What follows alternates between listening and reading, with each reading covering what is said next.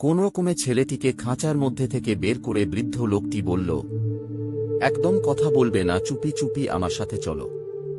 এরপর ওরা দুজনে জঙ্গলের রাস্তা ধরে চুপি চুপি এগিয়ে গেল। বেশ কিছুটা দূর যাওয়ার পরে বৃদ্ধ লোকটি বলল, এখন আমরা বিপদ মুক্ত। ছেলেটি এবার জিজ্ঞেস করল, আমি একটা সুন্দর ঝর্ণার কাছে শুয়েছিলাম, তারপরে ওখানে কি করে পৌঁছে গেলাম? বৃদ্ধ লোকটি বলল, তুমি যে ঝর্ণার কাছে শুয়েছিলে সেটা কিছুক্ষণের জন্য ছিল। তোমাকে আগেই বলেছি এইখানে সময় খুব তাড়াতাড়ি বয়ে চলে। আমার কথা শুনলে না, জোর করে ওখানে থেকে গেলে আমি জানি ওখানেই বিপদ আছে।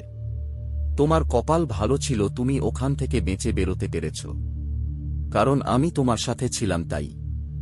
ছেলেটি বলল, না হলে কি হতো? লোকটি বলল, কি আবার হতো? ওরা তোমাকে কাঁচা চিবিয়ে খেত।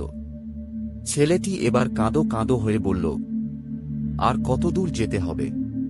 কখন পাবো গুপ্তধন? আমি বাড়ি যেতে চাই। বৃদ্ধ লোকটি মৃদু হেসে বলল, চিন্তা করো না, আর একটুখানি পথ। ওরা দুজন জঙ্গলের মধ্যে থেকে হাঁটতে হাঁটতে একটা নদীর মধ্যে নামল। নদীটার জল তেমন বেশি নেই, হাঁটু সমান।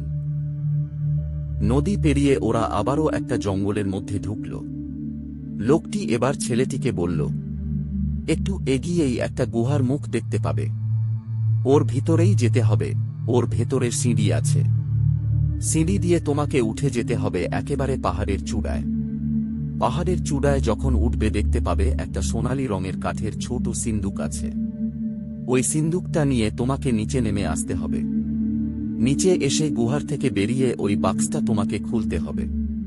কিন্তু সাবধান, গুহার মধ্যে থাকার সময় বাক্সটা ভুলেও খুলবে না, তাহলে কোনোদিন ওই গুহার থেকে তুমি বেরোতে পারবে না। গুহার মধ্যে ঢোকার পরে তোমার মনের মধ্যে অনেক রকমের ভাবনা চিন্তা আসবে। কেউ তোমাকে ডাকবে তোমার মায়ের গলার স্বরে কিংবা বাবার গলার স্বরে। আবার হয়তো তোমাকে কেউ ভয় দেখাবে, কিন্তু তুমি দাঁড়াবে না, তুমি সোজা হেঁটে যাবে।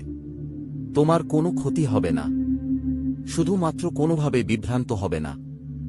গুহার বাইরে এসে যখন তুমি সিন্দুকটা খুলবে, তখন তুমি গুপ্তধন পাবে, এবং সেটা পাওয়ার পরে তোমার কাছে আর কোন কিছু অজানা থাকবে না। এই জঙ্গল থেকে বেরোনোর পথ তুমি খুঁজে পেয়ে যাবে।